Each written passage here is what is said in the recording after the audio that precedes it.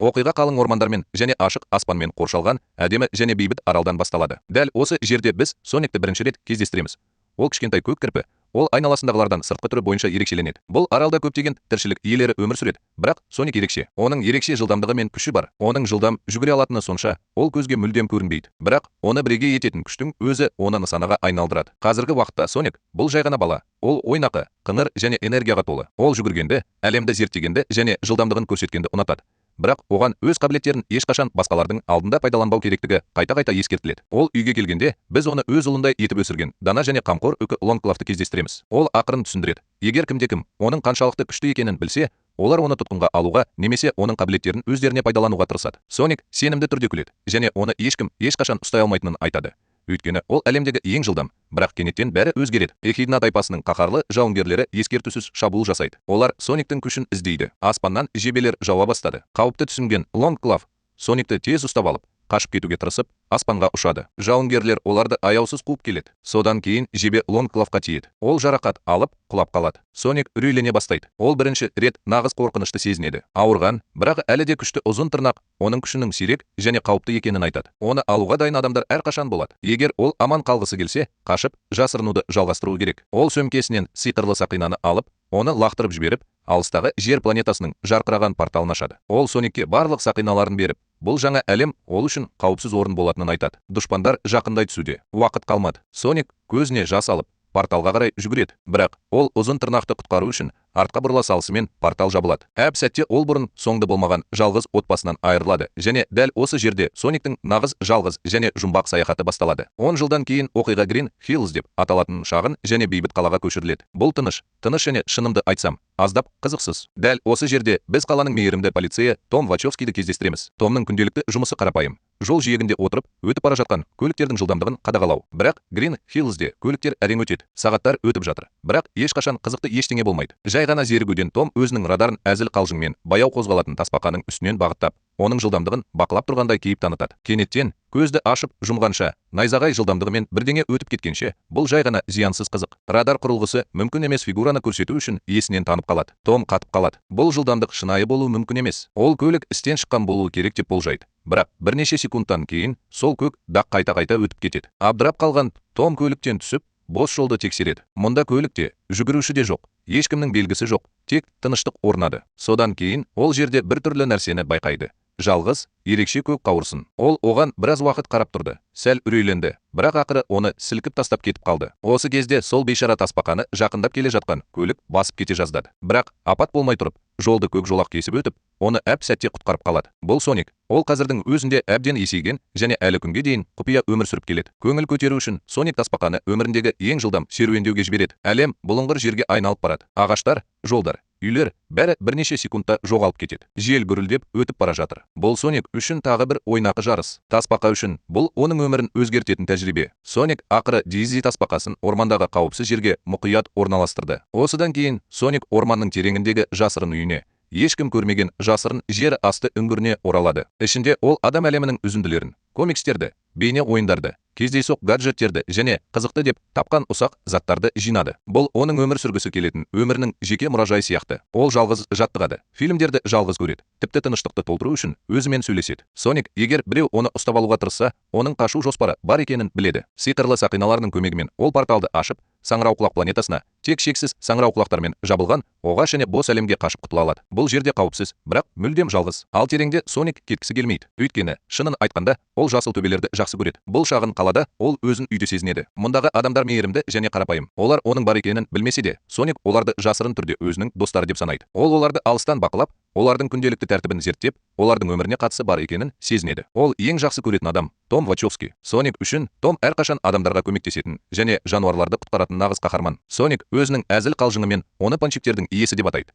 Өйткені Том пончик жегенді және олармен оның достары сияқты әзілдескенді ұнатады. Том өзінің құрбысы, қамқор ветеринар Медди Вачовскиймен бірге тұрады. Соник олармен ешқашан сөйлеспеді, өзін ешқашан көрсетпеді. Бірақ көлеңкеден ол олардың әңгімелерін бақылап, олардың бақытты сәттеріне күлімсіреп, жасырын түрде олардың отбасының бір бөлігі екенін елестетеді. Бір күні кешке Том үйге үлкен жаңалықпен келеді. Медди оған Сан-Францискода ауысу және жоғарылату ұсынылғанын айтады. Бұл үлкен мүмкіндік. Олар Green Hillsден кеткеніне қуанышты, бірақ сонымен бірге аздап қайғырады. Том үлкен қаладағы көбірек адамдарға көмектесе алатынына сенеді. Бұл уақытта Соник бейсбол алаңында жалғыз отырып, трибунадан ойынды тамашалап отыр. Ол бейсболды жақсы көреді. Оған командалық жұмыс, толқу, көпшіліктің ыстығы ықыласы ұнайды. Бәрінен де ол команданың бір бөлігі болғысы келеді, бірақ өзін көрсете алмайды. Барлығы кеткеннен кейін Соник ақыры алаңға шығады. Өзінің керемет жылдамдығын пайдаланып, ол өзі команданың бір бөлігі болады. Ол бір уақытта қызмет етеді, ұрады, допты ұстап алады. Ол үйге жүгіреді, ол базаға қарай сырғып кетеді. Ол ойында жалғыз жеңеді. Бұл бір сәтке таңқаларлық болып көрінеді, бірақ содан кейін ол баяу тоқтайды. Қол шапалақтау да, қуанышты лебіздер де, мерекелеуді күтіп тұрған командаластар да естілмейді.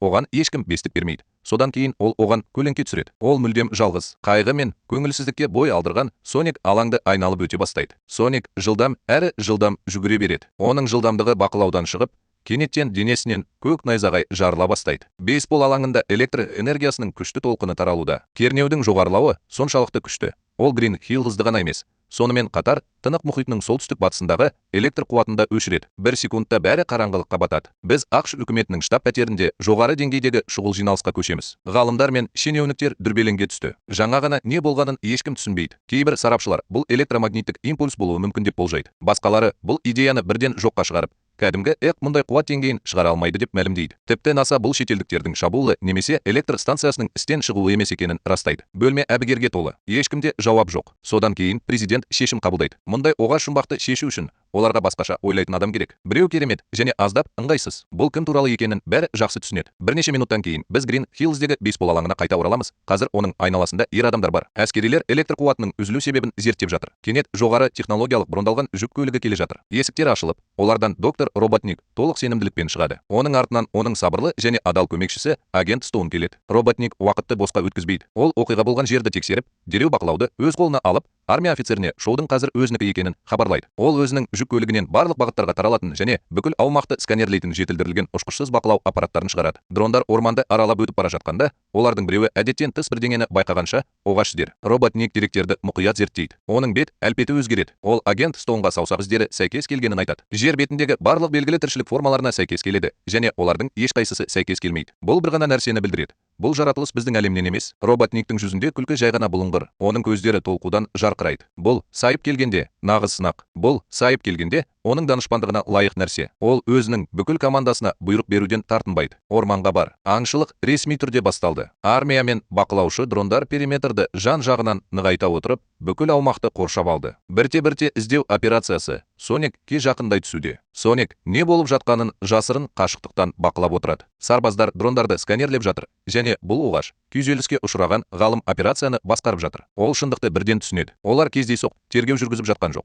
Оның артынан аң аулап жүр. Қорқыныш басым болады. Соник басқа амалы жоқ екенін түсінеді. Енді жерден кететін кез келді. Ол кішкентай сөмкесін жинауға асығады. Ертегі сақиналарын алып, Саңырауқұлақ планетасына қашуға дайындалады. Ол әрқашан бұл жалғыз, бірақ қауіпсіз әлемді резервтік жоспар ретінде сақтап келді. Ол сақинаны лақтырып, порталды ашқалы жатқанда, кенет біреудің келе жатқанын естіді. Мен аяқтың дыбысын естимін. Олар жақындап келеді. Ол әп сәтте тоқтап, жасырынып қалады. Сонымен бірге Том Вачовски үйде және Медимен телефон арқылы сөйлесіп жатыр. Кенет ол сыртта қоқыс жәшігі жерге құлап түскенде қатты дыбысты естиді. Бұл тағы бір ракон деп ойлап, Том транквилизатор тапаншасын алып, тексеру үшін сыртқа шығады. Бірақ оның тапқаны ракон емес, Соник. Соник қашып кету үшін сақинаны тез суырып алады.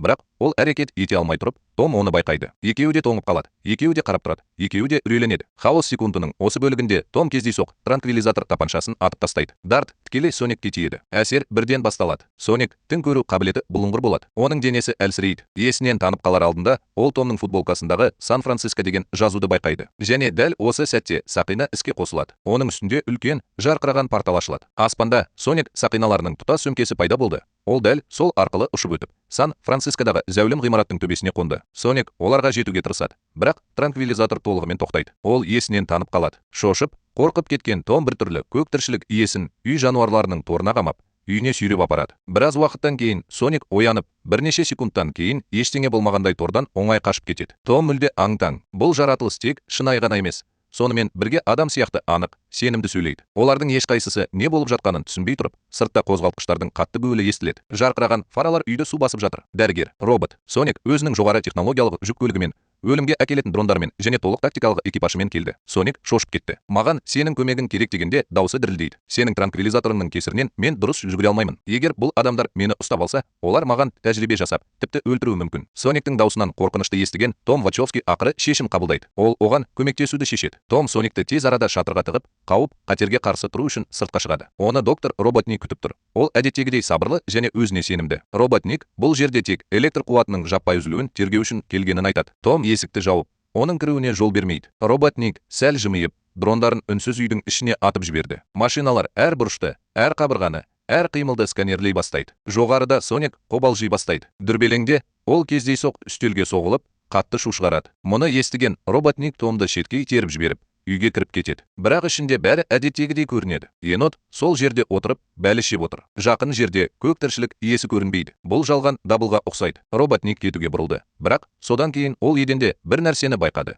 Жалғыз көк қауырсын. Оның бет әлпеті әп-сәтте өзгереді. Ол ұшқышсыз қаруын суырып алып, оны тікелей Томға бағыттап, бұл жаратылыс қайда деп сұрайды. Том жауап бермей тұрып, Соник өзі шығады. Ол жаңа досының кінәні өз мойнына алуына жол бере алмайды. Роботник оған сенімсіздікпен қарайды. Демек, сен осы көгілдір энергияның қайнар көзі болып табыласың. Дәл осы сәтте Том мүмкіндікті пайдаланып, Роботниктің бетінен қатты ұрды. Роботник есінен танып қалды. Бірақ жекпе-жек әлі аяқталған жоқ. Оның дрондары әп-сәтте іске қосылып, оқ жаудыра бастады. Оқтар үйді жарып жіберді. Том мен Соник баспана іздеп үстелдің астына сүңгіп кетті. Содан кейін көзді ашып, жұмғанша, Соник ұшқышсыз ұшақтардың біріне үлкен жылдамдықпен секіреді.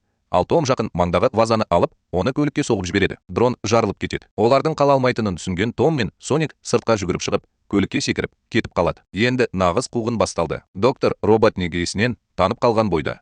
Агент Стоун оның жанына жүгіріп келіп, оны есіне түсіреді. Роботник оянған сәтте оның данышпандық келбеті жоғалады. Ол ашуланып, өз командасына «Неге оларды тоқтатпадың?» деп айқайлайды. Енді бұл жай ғана тапсырма емес, бұл әркімнің жеке ісі. Оның мақтанышы сынға түседі және ол оны оңай қалдырмайды. Сонымен қатар, тас жолда Соник ақыры Том Вуковскийге шындықты айтады. Ол менің кірпі екенімді және үлкен қиындыққа тап болғанымды мойындайды. Менің сақиналарым Сан-Францискодағы зәулім ғимаратқа түсіп кетті. Олар сіз мен Саңырауқұлақ планетасына қашып құтыла алмаймын. Мені сонда апара алатын жалғыз сенсің. Том кенет тежегішті қатты басады. Ол ашуланып, Соникке бұрылып, сенің кесіріңнен мен жаңа ғана федералды шенеунікті ұрдым, дейді. Менде қазірдің өзінде қиындықтар жеткілікті. Көлігіңнен түсіп, Сан-Францискоға өз жолыңды тап. Соник ашуланып, көліктен секіріп түсіп, найзағай жылдамдығымен, бірақ бірнеше секундқа ғана жарысып кетті. Ол абдырап, тез қайтып келеді. Мен Сан-Францисконың қай жағында екенін де білмеймін. Себебі сен мені сол жебемен атып тастадың. Том күрсінді. Болып жатқан оқиғаның шындығы маған жетеді. Ол мұның бәрін шынымен бастады. Ұзақ үзілістен кейін ол ақыры бас тартады. Жарайды. Мен сені Сан-Францискоға апарамын. Кеш батқанда бұл ерекше дуэт сапарларын жалғастырады. Сол түні олар жол жиегіне тоқтайды. Том ақылы телефонды пайдалану үшін көліктен түсіп, досы Уитке қоңырау шалып, Соникке көлікте қалуын айтады. Ол Уитке қоңырау туралы ешкімге айтпауды ескертеді. Бірақ Уиттің дауысы кенет қобалжыды. Том, дәрігер қазірдің өзінде біледі. Өйткені ол дәл осы жерде тұр. Телефон қолды ауыстырады. Желіде Роботниктің салқын дауысы естіледі. Сабырлы және есептеуші бол. Том, сен мені ұрдың. Бұл қате болды. Енді мен онша ренжімеймін. Томның жүрегі қатып қалады. Ол трубканы қойып, қайтадан көлікке қарай жүгіреді. Бірақ Сониктің ішінде жоқ. Жан-жағына қараса, Том Сониктің баратын бір ғана жері бар екенін түсінеді. Ол ең жақын бар. Том барға кіріп кетеді де, көргені оны жарты жолда тоқтатады. Соник өмірінде ең жақсы уақытты өткізіп жатыр. Ол билейді. Аркада ойындарын ойнайды. Бейтаныс адамдармен бірге күледі. Хаосқа толығымен араласады. Дәл осы жерде оның орны бар сияқты. Том оған жүгіріп келіп, дәл қазір кетуіміз керек екенін нығайтады. Бірақ Соник жай ғана жымиып, бұл менің жердегі соңғы күнім болуы мүмкін деп жауап береді. Маған біраз көңіл көтеруге рұқсат етіңіз. Бірнеше адам Сониктің оғаш келбеті туралы сұрақтар қоя бастағанда, Том Вачовски бұл сирек кездесетін құбылыс деп тез әзілдейді. Бетіндегі шамадан тыс шаш, көпшілік күледі. Соник одан да қатты күледі. Бірнеше сәтке ол қауіп, қу және қорқыныш туралы ұмытады. Жағдай тынышталған кезде Том күтпеген нәрсені ұсынады. Тілектер тізімін жасайық. Соник басын бір жаққа еңкейтеді. Ал тілектер тізімі дегеніміз не? Том ақырын түсіндіреді. Бұл өлмес бұрын не істегіңіз келетінінің тізімі. Сониктің толқуы бір секундқа жоғалады. Содан кейін оның көздері жарқырайды. Ол әрқашан басынан өткергісі келетін барлық нәрселерді тез тізімдей бастайды. Бірақ ол жазған сайын оның бет әлпеті бірте-бірте өзгереді. Ол дауысын төмендетеді. Мен әлі ештеңе істеген жоқпын. Ертең бұл дүниеден кетуім керек шығар. Том да солай сезінеді. Ол әзілдердің астарында жалғыздықты көреді. Біраз кідірістен кейін ол шешім қабылдайды. Жарайды.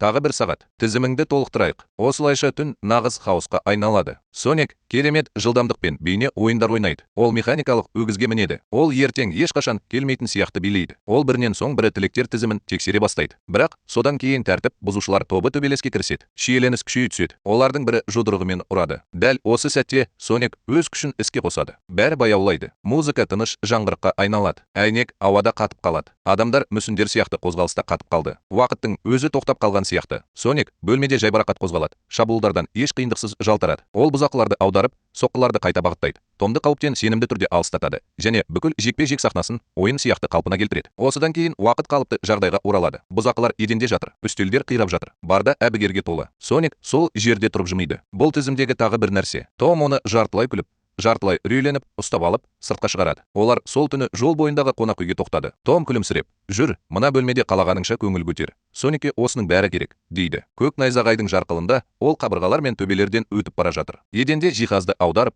шамдарды сындырып, жастықтарды ауаға лақтырып жатыр. Бірнеше минуттан кейін бүкіл бөлме апатты аймаққа ұқсайды. Ақыры есінен танып қалған Соник төсекке құлап, бірден ұйықтап қалады. Бірнеше минуттан кейін Том үстелдегі Сониктің тілектер тізімін байқайды. Ол оны абайсызда қолына алады, бірақ ол бірден қатып қалады. Соңғы жолда нағыз достап деп жазылған. Томның жүзі жұмсарады. Өзінің керемет қабілеттеріне қарамастан, Сониктің ешқашан нағыз дос деп атайтын адамы болған емес. Дәл осы сәтте теледидардан жаңалықтар көрсетіліп жатыр. Доктор Роботник Томды ресми түрде террорист деп жариялады. Қазір полиция оны барлық жерде іздеуде. Бұл кезде сапар әлдеқайда үлкен нәрсеге айналады. Бұл енді жай ғана миссия емес. Олардың өміріне қауіп төніп тұр. Осы кезде доктор Роботник пен агент Стоун барға келеді. Олар бейнебақылау камераларының жазбаларын қалпына келтіріп, дуэттің баратын жерін Сан-Францисконы жылдам қадағалап жатыр. Ашуланған және әуестенген Роботник олардың ізіне түсу үшін бірден үлкен, жоғары технологиялық шабуыл танкін орналастырады. Тас жолда күтпеген жерден бұрындалған танк Томның көлігіне айуандықпен шабуыл жасайды. Зымырандар ұшырылады. Оқтар бұршақ жауды. Жолда хаос орнады. Мұны көргенде Сониктің көзі ашуланып, жанып кетеді. Оның денесінен электр разряды өтіп жатыр. Келесі секундта ол көк найзағай жолағына айналып,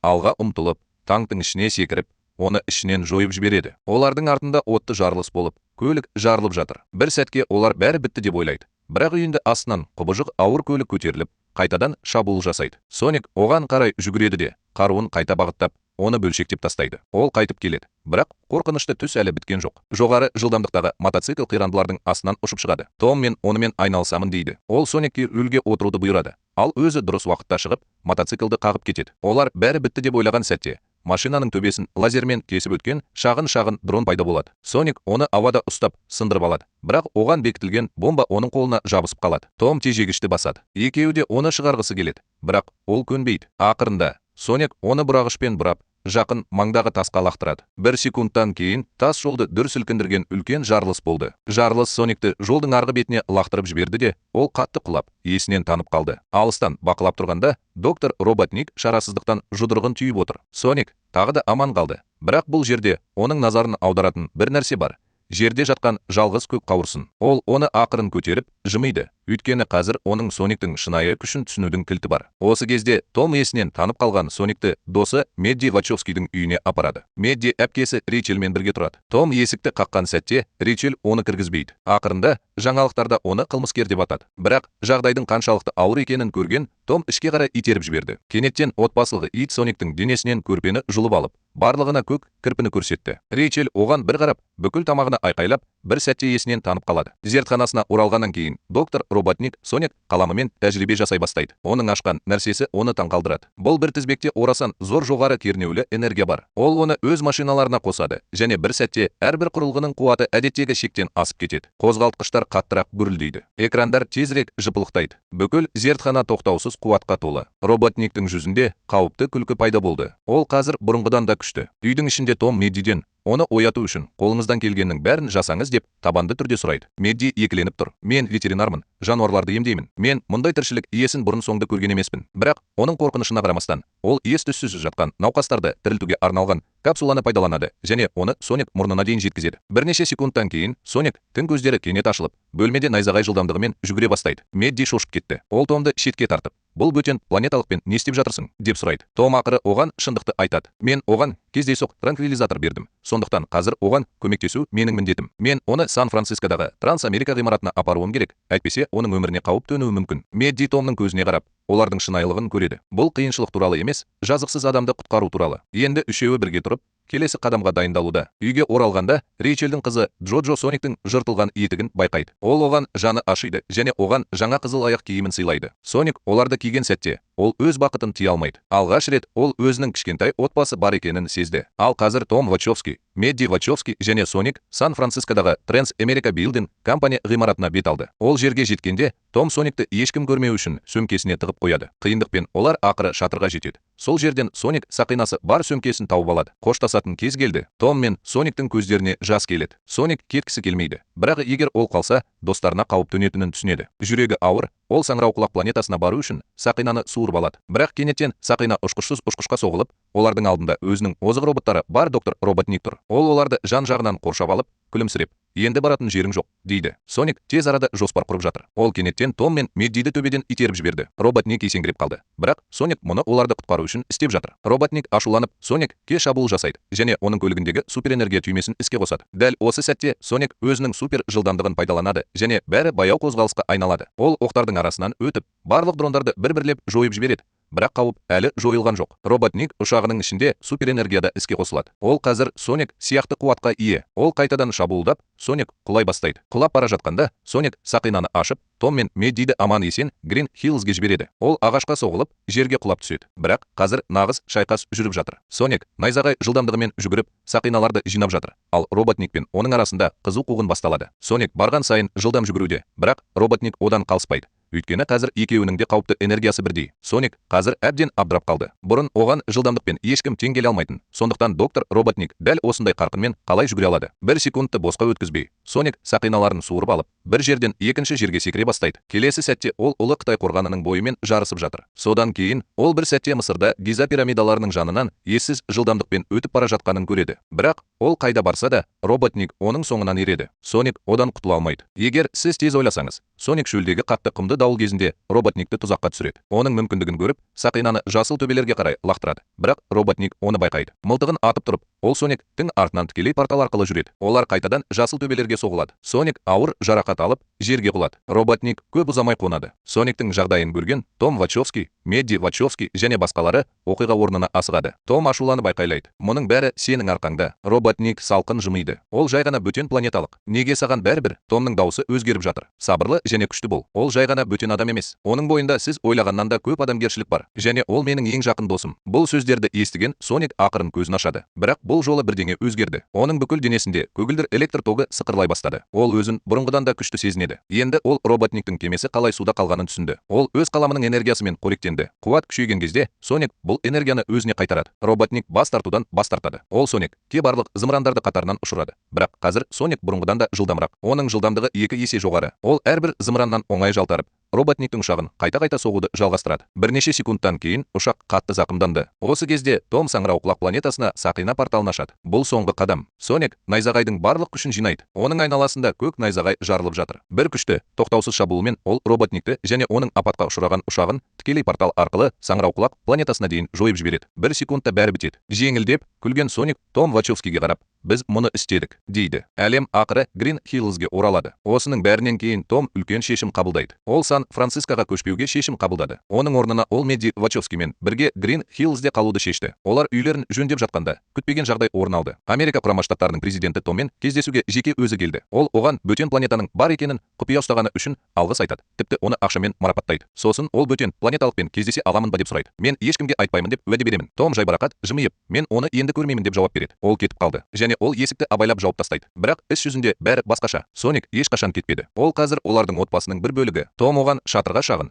жайлы бөлме салып, ескі заттарын сол жерге ұқыпты орналастырды. Мұны көргенде Сониктің көздері эмоцияға толы болады. Осыншама жыл жалғыздықтан кейін ол ақыры нағыз үйге, нағыз отбасына ие болды. Осы уақытта Саңырауқұлақ планетасында доктор Роботник шексіз саңырауқұлақтармен қоршалған жалғыз қалды. Бірақ оның жанында әлі де Соник инелерінің бірі бар, яғни оқиға шынымен аяқталмаған. Ал соңғы көріністе біз құйрықтардың Соникті іздеп Грин Хиллзге келгенін көреміз. Соник кірпінің оқиғасы осымен аяқталады. Бұл фильм туралы не ойлайсыз? Төмендегі түсініктемелерде өз ойларыңызды менімен бөлісіңіз. Егер сізге бұл видео ұнаса, лайк басуды және басқа да таңғажайып оқиғаларды жіберіп алмау үшін арнаға жазылуды ұмытпаңыз. Келесі видеода кездескенше.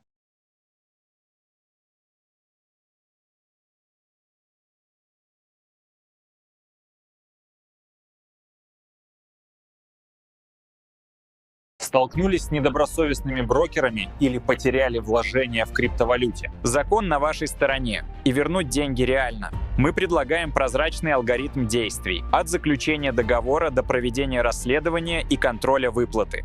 Наша команда подготовит все необходимые документы и будет отстаивать ваши интересы до победного конца. Не теряйте время, оставьте заявку прямо сейчас.